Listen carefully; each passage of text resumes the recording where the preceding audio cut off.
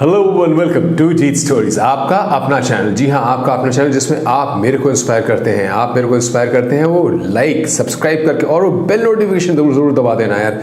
जैसे कोई नया एपिसोड आता है खटाक से आपके पास पहुंचेगा, आप उसको देखो जरूर, उसको देखो, इंस्पायर हो, दूसरों को इंस्पायर करो और एक बड़ी फैमिली बनाएंगे हम लोग। और मैं आपको कैसे करता हूँ इंस्पायर?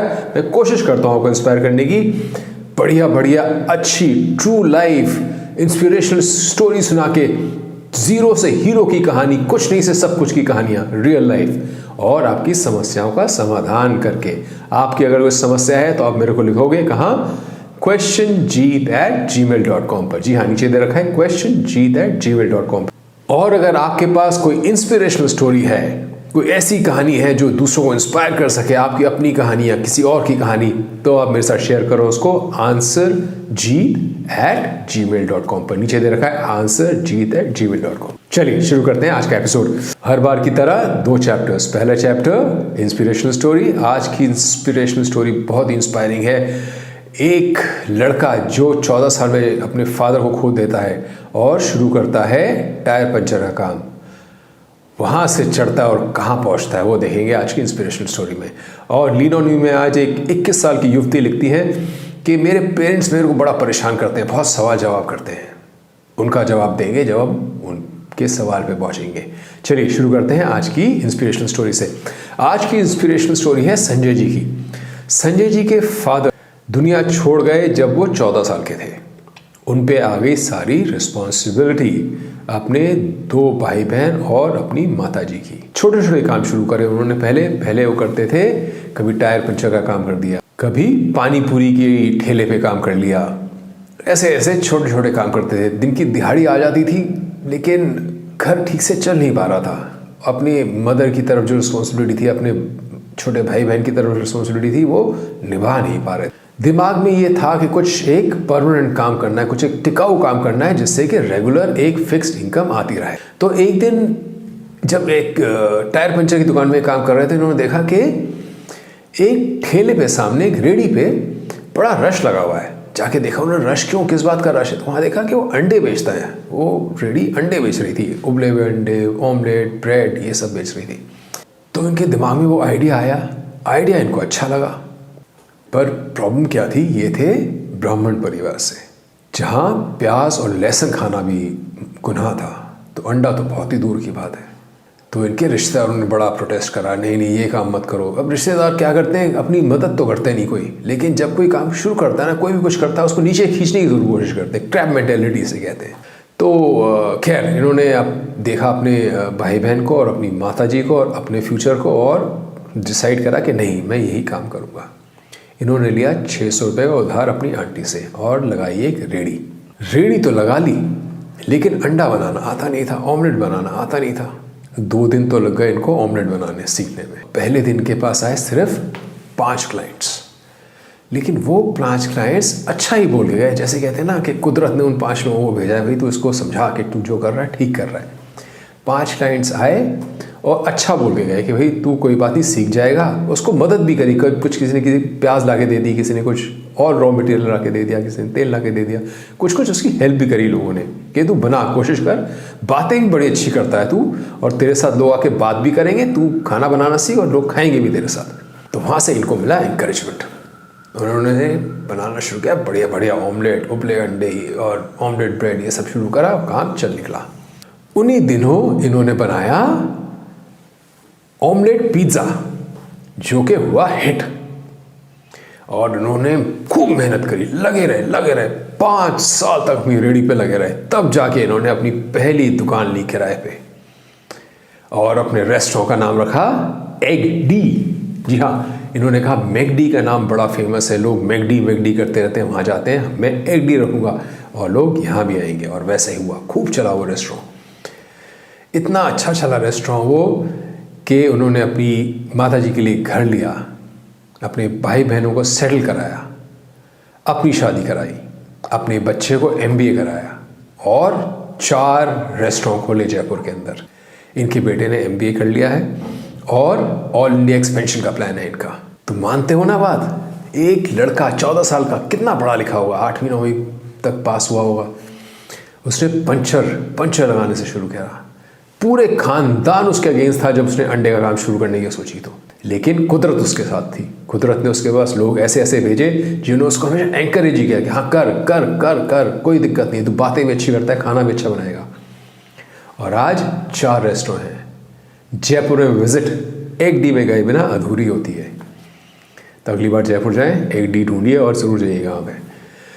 तो ये होते हैं लोग। कभी हार, जब मैं बार बार कहता हूँ ना, छोटे छोटे कदम, रेडी लगाओ, टाइम दो, रेस्टोरेंट खोलो, यही छोटे छोटे कदम होते हैं। कोई भी धंधा छोटा नहीं होता यार, कोई भी धंधा छोटा नहीं होता। क्या परेशानी होती है लोगों को कि यार लोग क्या कहेंगे, मेरे रिश्तेदार क्या कहेंगे आके कि मैं रेडी लगा के बैठा हूँ। अरे कहने दो यार, ये रिश्तेदार आके कभी आपकी मदद नहीं करेंगे जो ऐसे कहते हैं। तो आप करो, जो आपका मन है वो करो, कोशिश करो, टाइम दो, छोटे छोटे स्टेप्स लो और आपकी सक्सेस गारंटीड है। जितने नीचे जाओगे उतना ऊपर रिबाउंड करोगे, वो भी पक्की बात है। तो ये थी आज की ज़बरदस्त इंस्पिरेशनल स्टोरी संजय जी की और एक्डी की। तो अब चलते हैं सवाल पे, देखते हैं क्या लिखती है ये। 21 साल की युवती है। ये लिखती है, I am 21 year old pursuing my post graduation. My schooling was done from a boarding school. I am used to living a free life without boundaries. But my parents always question whenever I want to go out with friends. Though I always tell them where I am going, but they are asking about my return time, who I am going with, and if I get a little late, they create hell. I am really annoyed with them for being so overprotective. ये लिखती है, मैं 21 साल की युवती हूँ, post graduation कर रही हूँ, स्कूलिंग मेरी हॉस्टल में रही है और मेरे को अच्छी फ्री लाइफ जीने की आदत है, सवाल जवाब की आदत नहीं है मेरे को ज़्यादा। और मेरे पेरेंट्स, अब जब मैं घर पे रहती हूँ और पोस्ट ग्रेजुएशन कर रही हूँ, तो अब मेरे पेरेंट्स मेरे से बहुत पूछते हैं कि कहाँ जा रही हो, कहाँ आ रही हो, और मैं बताती भी हूँ कहाँ जा रही हूँ, तो वो पूछते हैं कब तक वापस आओगे। और जब मैं लेट हो जाती हूँ थोड़ा सा तो बहुत ज़्यादा नाराज़ होते हैं। तो देखो, इस कहानी के या इस सवाल के 2 पहलू हैं।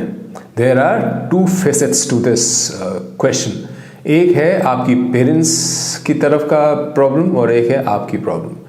तो इसमें देखते हैं दोनों अलग अलग प्रॉब्लम्स एक एक करके। पहले आपकी प्रॉब्लम का समाधान ढूंढते हैं। देखिए, आप कहती हैं कि आपके पेरेंट्स आपसे पूछते हैं कि भाई कब तक आओगी, किसके साथ जा रही हो, और लेट आती हो तो परेशान होते हैं। तो देखिए, आप एक तो पहली बात तो आप जब भी स्कूल में थी, जिस भी स्कूल हॉस्टल में थी आपको फ्रीडम रही होगी कि आप आप जा सकती हो, आ सकती हो, छुप छुपा के कुछ कर सकते हो चीज़ें हॉस्टल में। I understand, I have lived in hostel में भी, हॉस्टल में बहुत रहा हूँ और मैं समझ सकता हूँ कि हाँ फ्रीडम रहती है। लेकिन कुछ फ्रीडम जो घर पे होती है वो हॉस्टल में नहीं होती। जैसे कि आप कभी भी उठ के कुछ भी खा सकते हो। आप रात को 2 बजे भी उठते हो तो भी माइक्रोवेव में गर्म करा और कुछ भी खा लिया, या फ्रिज से कोई ठंडी चीज़ निकाली खा ली। हॉस्टल में क्या होता है, जब आपको भूख लगती है क्या खाते हो, बिस्किट्स खा लेते हो, मिक्सचर खा लेते हो, या कुछ ऐसी चीज़ जो थोड़ी बहुत कुछ ज़ीरो न्यूट्रिशन वैल्यू की, या कुछ ऐसी कुछ जंक खा लिया उस तरह से। तो वो फ्रीडम आपको घर पे है, वो हॉस्टल में नहीं है वो फ्रीडम खाने का। और दूसरा, आप हॉस्टल में चोरी छुपे लेट आते होगे, दीवार टाप के इधर उधर से घुसते होगे। घर पे आप दरवाज़ा खोल के आते हो और आके अपने बिस्तर पे मस्त आराम से सोते हो जाके, कोई दिक्कत नहीं है। तो ये फ्रीडम घर की है, पहली चीज़।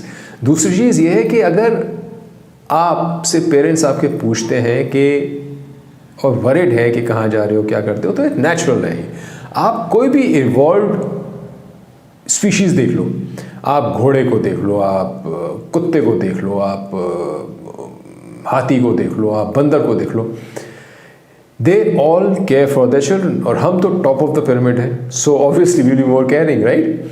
तो ये एक नेचुरल इंस्टिंक्ट है that you will understand once you have kids, you will be caring. But हाँ, ये होता है कि केयरिंग में और बीइंग ओवर प्रोटेक्टिव में फ़र्क होता है। तो what you have to tell them is that yes I am going out, मैं बाहर जा रही हूँ, और किसके साथ जा रही हूँ। अगर वो आपके फ्रेंड को जानते हैं जिसके साथ आप जा रही हो, तो you need to tell them the name. आप उनको नाम बता दो कि भाई आप जानते हो मैं इसके साथ जा रही हूँ, ठीक है। और अगर वो नहीं जानते आप जिसके साथ जा रही हो, तो just say friends, I think उसमें कोई दिक्कत नहीं है। और उन्होंने कभी, आपके सवाल से ये नहीं लगता है कि उन्होंने कभी आपको रोका है कहीं जाने से, वो सिर्फ जानना चाहते हैं कब तक वापस आओगे और कहाँ जा रहे हो, राइट। तो दैट्स अ बिग थिंग। और अगर आप कहीं ऐसी जगह जा रही हो जो आप बता ही नहीं सकते अपने पेरेंट्स को, जबकि इतने फ्री हैं कि कहीं भी जाओ आप होटल जा सकते हो, रेस्टोरेंट जा सकते हो, फ्रेंड के घर जा सकते हो। इसके अलावा कहीं आपको अगर जाना है जहाँ आप पेरेंट्स को नहीं बता सकती हो, तो that means that place is not the right place for you to go.